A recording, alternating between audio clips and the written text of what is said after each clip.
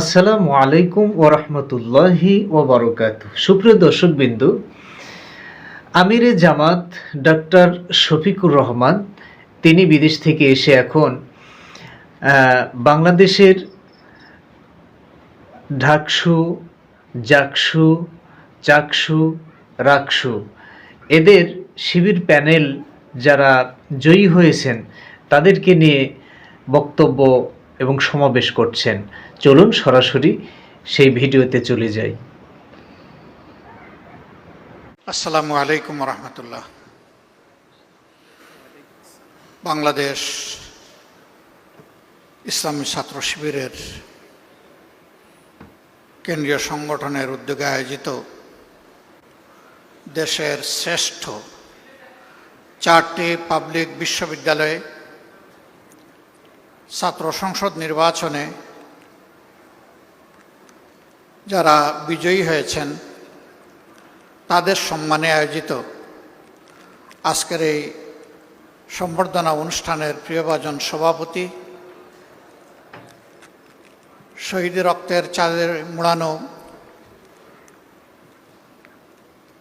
প্রিয় ছাত্র সংগঠন ইসলামী ছাত্র শিবিরের কেন্দ্রীয় সভাপতি স্নেহভাজন জাহিদুল ইসলাম, ছাত্র শিবিরের দায়িত্বশীল নেতৃবৃন্দ, ইসলামী ছাত্র শিবিরের সাবেক কেন্দ্রীয় সভাপতিবৃন্দ, অন্যান্য নেতৃবৃন্দ এবং বিশেষভাবে আজকে যাদের উদ্দেশ্যে এই মহান আয়োজন 4টি কেন্দ্রীয় ছাত্র সংসদের নির্বাচিত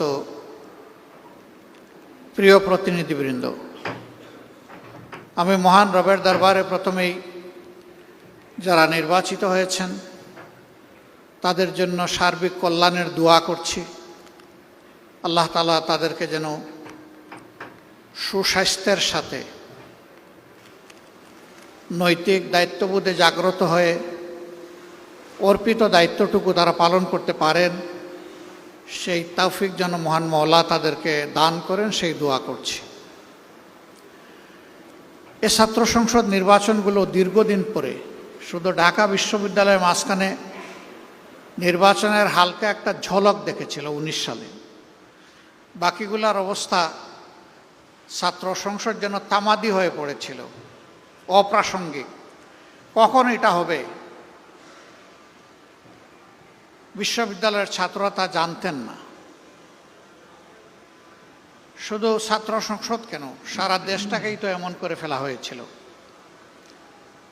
যার কারণে এই ছাত্র সংসদ নির্বাচনের তীব্র আকাঙ্ক্ষা জুলাই বিপ্লবের পর ছাত্র সমাজের মধ্যে জেগে উঠে এবং তারা আওয়াজ তোলেন।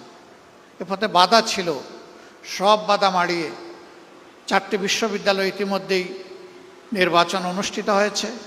আমরা আশা করছি বাকি পাবলিক বিশ্ববিদ্যালয়গুলোতেও যথাশীঘ্রই নির্বাচন অনুষ্ঠিত হবে।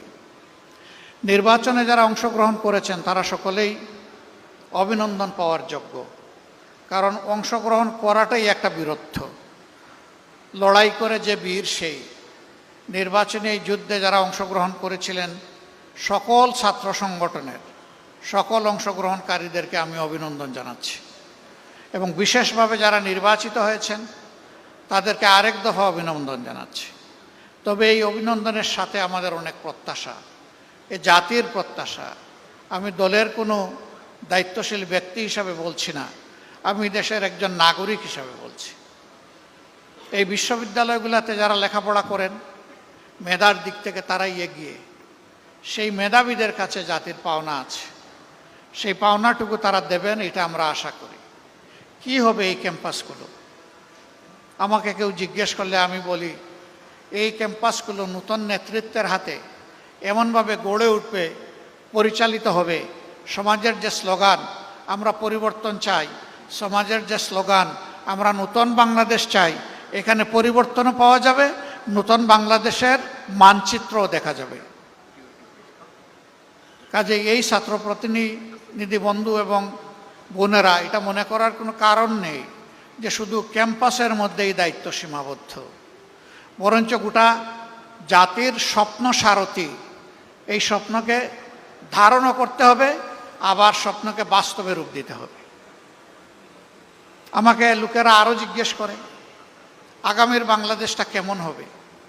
আমি বলি যে কয়েকটা দিন অপেক্ষা করেন, যেমন হবে ঢাকা বিশ্ববিদ্যালয়, যেমন হবে চট্টগ্রাম বিশ্ববিদ্যালয়, যেমন হবে রাজশাহী বিশ্ববিদ্যালয়, যেমন হবে জাহাঙ্গীরনগর বিশ্ববিদ্যালয়, তেমনই হবে আগামীর বাংলাদেশ ইনশাআল্লাহ। তাইলে বুঝতেই পারছেন আপনাদের উপরে দায়িত্ব কত ভারী।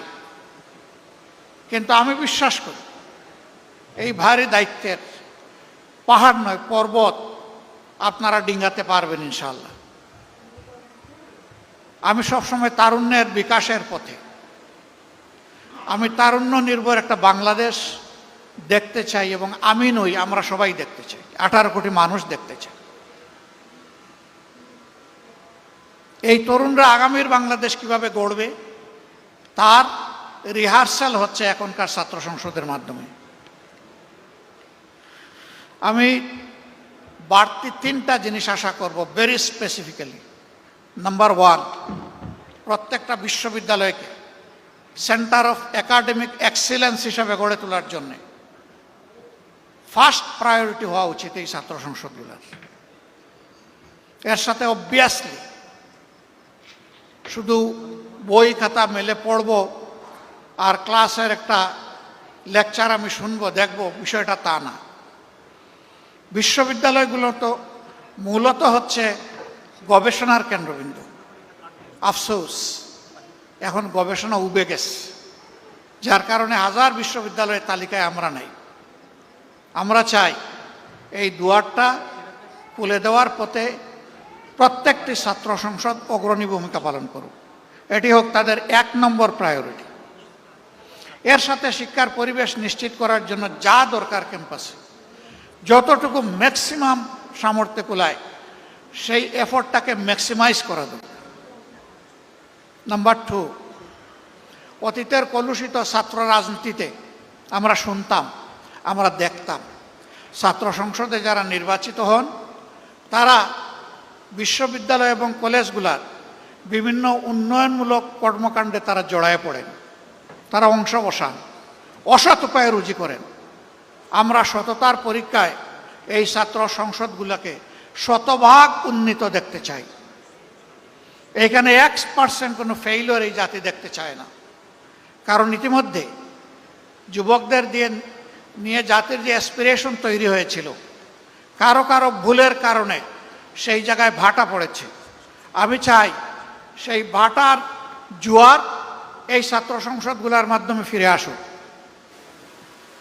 তারা যেন প্রমাণ করে যে না, কয়েকজন মানুষের ব্যর্থতা মানে গোটা ছাত্র সমাজের ব্যর্থতা নয়, এটা আমরা মেনে নেব না।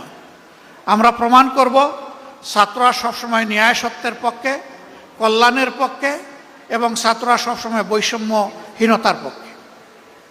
আমার 3 নম্বর প্রত্যাশা, একজন নাগরিক হিসাবে ভবিষ্যতের বৃহৎ নেতৃত্বের জন্য নিজেকে তৈরি করো। তোমাদের হাতে নেতৃত্ব তুলে দিয়ে আমরা পিছন থেকে তোমাদেরকে শক্তি যোগাতে চাই। দেশের ককপিটে তোমাদেরকে বসাতে চাই।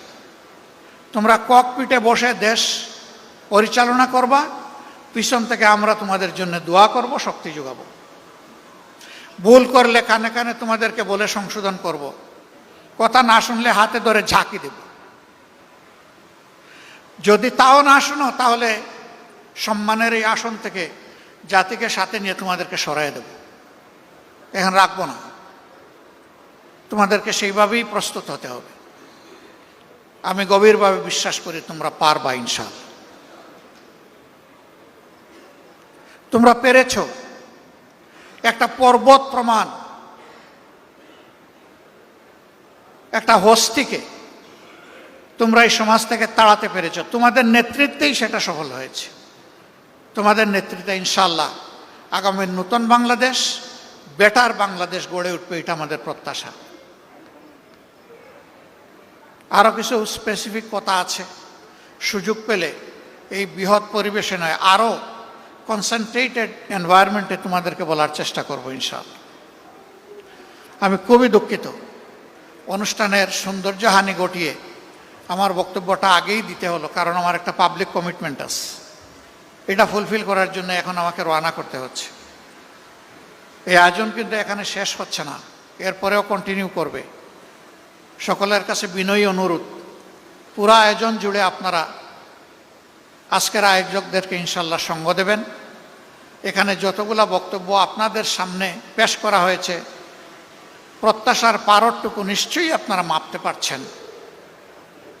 আল্লাহ তাআলা এটা উপলব্ধি করে নিজেদের কর্ম বুঝে নিয়ে সেই কাজ দিয়ে জাতিকে আশাবাদী করে তোলার উদাত্ত আহ্বান জানিয়ে আমাকে এখানে দাওয়াত দেওয়ার জন্য ইসলামী ছাত্র শিবিরকে বিশেষভাবে অভিনন্দন জানিয়ে আবারও সকলের কল্যাণ কামনা করে আমার বক্তব্য এখানেই শেষ করছি।